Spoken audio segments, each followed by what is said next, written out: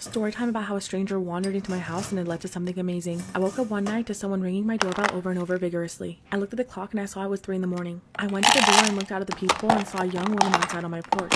I opened the door and could immediately tell that she was intoxicated. She started explaining to me that she was at a bar down the street and lost her phone. That's when she asked if she could use mine and call someone for a ride home. It was freezing outside, so I reluctantly let her in. She asked me for water, so I led her to the kitchen. She proceeded to open my fridge and start eating my lunch meat and various other snacks. She then kicked off her heels and sat down at the table with a jar of pickles and started talking to me like she's known me for years. She told me her name was Krista and asked me how work was and what I was up to tomorrow. I reminded her that she needs to call someone to come pick her up and handed her my cell phone. She took the phone and FaceTimed her brother. She told him that she needs a ride but she has no idea where she's at and handed me the phone to talk to him. I told him the situation and gave him my address to come pick her up ASAP. A few seconds later, my doorbell began ringing again and someone started banging on my door. I went to the door and opened it to find a guy outside and he looked furious. This is when things got intense.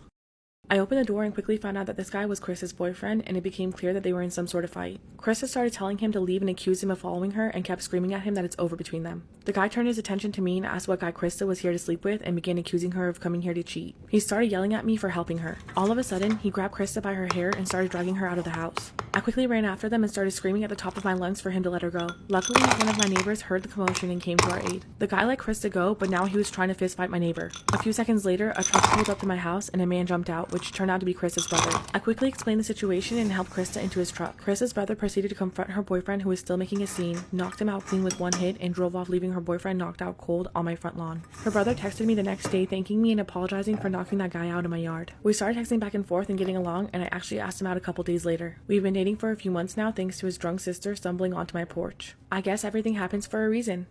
Story time about how I was saved by a stranger. I'm a petite girl, and because of this, I avoid confrontation whenever I can. I'm pretty good at it because I've always had a strong sixth sense thing going on. I try my best to avoid people who make me anxious, and it's allowed me to survive some very dangerous situations. I live in West France and went to visit a close friend. She had broken her leg, so I decided to go and cheer her up with some gifts. The atmosphere was so nice that I didn't notice when it got dark outside. Despite how late it was, I decided to go home. I was 40 minutes from home, but I walked this distance many times without problems and thought it would be fine. However, I was wrong. Less than 5 minutes later, I had a strong feeling that something terrible was going to happen. As I approached one of the bridges in the city, I didn't see anyone around. I thought my senses were playing tricks on me and kept going. About 20 meters from the bridge, I heard a conversation and a giggle. When I turned my head, I saw 3 men walking towards me. I felt a cold sweat run down my back, but I didn't want to show them that I was afraid, so I kept going. They were still talking as they followed me, but I didn't know what they were saying because they were speaking a different language. When I reached the bridge, they had caught up with me and surrounded me. I pushed forward and one of them leaned over to me, whispering something into my ear, followed by a laugh. I was terrified. The 3 men were 6 feet tall and surrounding me as I walked on the bridge. They started making animal noises, howling, growling, whistling, and kissing the air loudly. They did all of this extremely close to my face.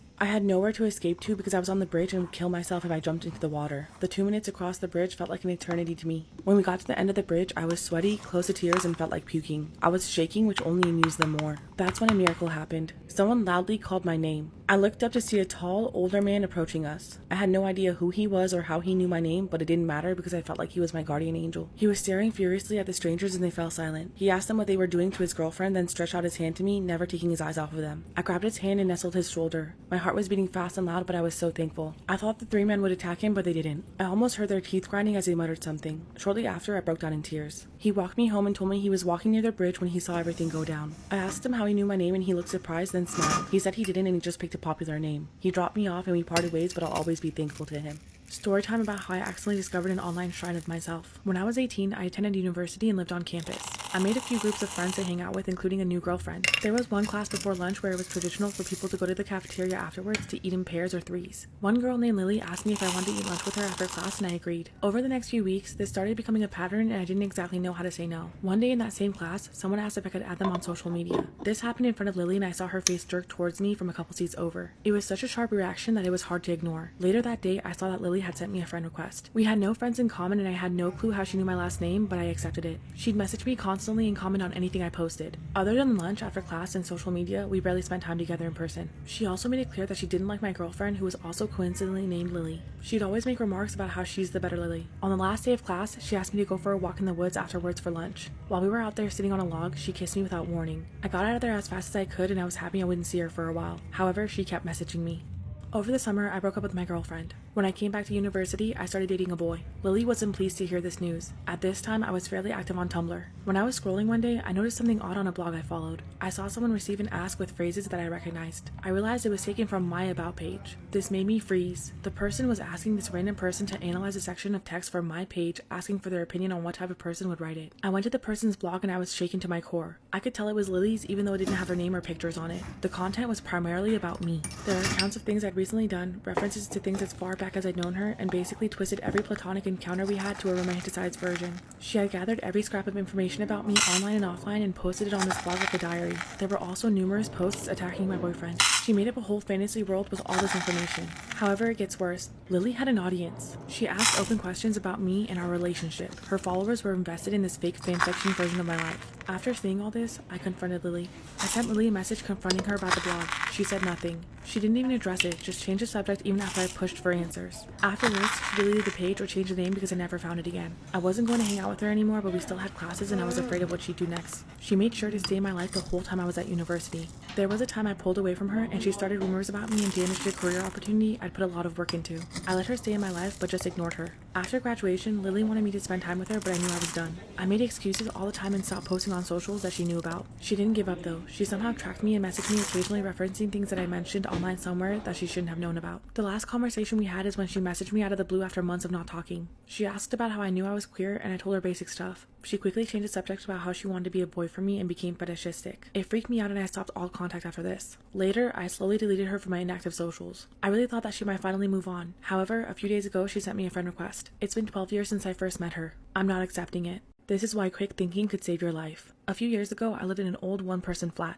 Every door in the flat had a lock and key. Strange things started happening around the flat. I had a feeling that something was off because food items from my fridge started disappearing before I had a chance to eat them, and I'd find pillows from my couch on my floor. One night, I woke up around 1 in the morning and I was drenched in sweat. I didn't remember, but I was sure I had woken up from a nightmare. I decided to take a shower, so I put my phone in the bathroom for music, turned on the water, and started enjoying my shower. A few minutes in, I heard the door move. I never closed the door, but it never moved before. I looked at the shower curtain and saw a shadow against it. I looked at the reflection on my phone and could clearly see someone standing next to the shower curtain. My heart was pounding out of my chest and it took every ounce of my body not to scream in terror. Somehow, I managed to act like I didn't notice anything while silently taking the shower head off the holding and turning the water to the hottest setting. The water in that flat got extremely hot when cranked all the way up. A few seconds later, steam was raising and I felt the water burning my feet as it flowed into the drain. My fight or flight kicked in and I didn't care if this person saw me naked. That's when I turned around, ripped the shower curtain open, and held the shower head right at the person. It only gets crazier from here. When I sprayed the hot water from the shower head on the person, I immediately noticed it was a woman. She screamed in pain when the scalding water met her skin. I whacked her in the face with the shower head and jumped out of the shower. I ran to the door, taking the key out of the lock and locking it behind me so that she couldn't get out. A little while later, she started to bang on the door, but thankfully the door didn't give. I ran to the kitchen and called the police on my landline phone while simultaneously grabbing a large knife just for safety. I felt like my throat was closing up when I saw that it was missing and realized there was only one place that it could possibly be. Luckily, the police got there and arrested the woman who turned out to have been the former person living in the flat. She was evicted for not paying her rent for 3 months. Apparently, she made a copy of the key and came into the flat when I was at work and sometimes at night when I was asleep. It's possibly what woke me up in the first place that night, but I don't even want to think about it. After the police apprehended her, I found the knife in the bathroom. She had brought it into the bathroom with her, and either the police disarmed her or she dropped it herself at some point. All I found out later from the police was that she wasn't right in the head. Ever since this incident, I always insist that the locks are changed whenever I move into a new place.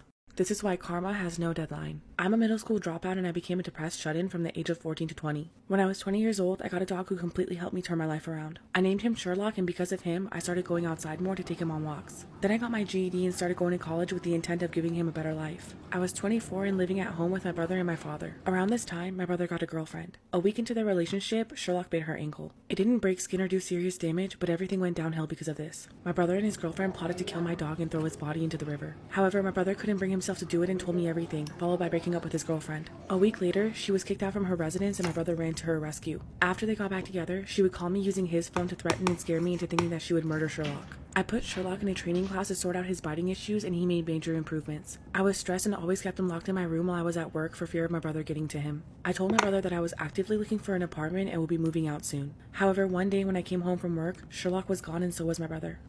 Panic rushed through me as I searched everywhere for my dog. I texted and called my brother, leaving him messages begging him to bring him back. I called the police to report the theft of my dog, but the dispatcher wouldn't listen to me. The next day, I received a call that broke me into a million pieces. My Sherlock's body was found deceased by animal control 100 miles away from home. The city he was found in was where my brother's girlfriend lived. I immediately left home in pure shock. My friends housed me for a few days because I didn't feel safe at home, and later found a room for rent within a week because it was easier without pets. I was grieving over the loss of my best friend. My brother betrayed me for a girl he only knew for a few months. After this, I couldn't keep my grades up and dropped many of my classes. I'm also financially in debt because I didn't have much money to start with when I moved. My brother admitted to my mom that him and his girlfriend did indeed kill my dog. However, she doesn't want him in jail. Shortly after, I found out my brother's girlfriend moved into the house. She wanted the dog gone, and that's why they killed Sherlock. A year later, I found out from my dad that she died from an illness. I was overjoyed for karma was being served. My brother is now depressed, and I couldn't help but to feel some kind of closure. I'm in therapy and doing a lot better, however there's always going to be that missing piece.